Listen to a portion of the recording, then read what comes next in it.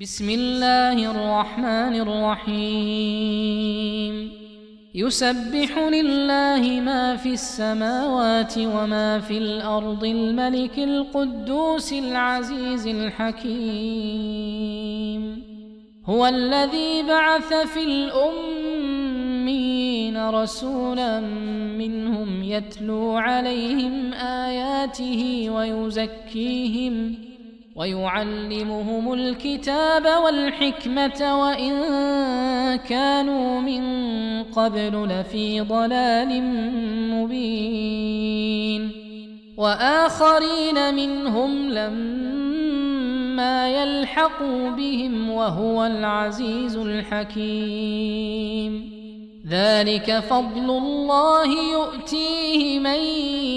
يشاء والله ذو الفضل العظيم مثل الذين حملوا التوراة ثم لم يحملوها كمثل الحمار يحمل أسفارا بئس مثل القوم الذين كذبوا بآيات الله والله لا يهدي القوم الظالمين قل يا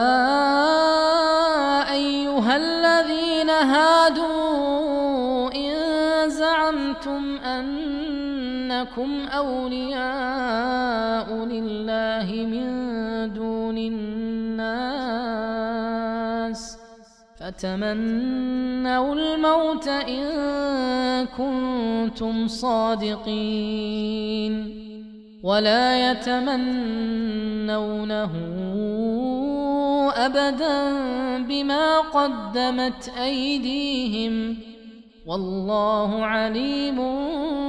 بالظالمين قل إن الموت الذي تفرون منه فإنه ملاقيكم ثم تردون إلى عالم الغيب والشهادة فينبئكم بما كنتم تعملون يا أيها الذين آمنوا إذا نودي للصلاة من يوم الجمعة فاسعوا إلى ذكر الله وذروا البيع ذلكم خير لكم إن كنتم تعلمون فإذا قضيت الصلاة فانتشروا في الأرض وابتغوا من فضل الله واذكروا الله كثيرا لعلكم تفلحون وإذا رأوا تجارة أو لهوا انفضوا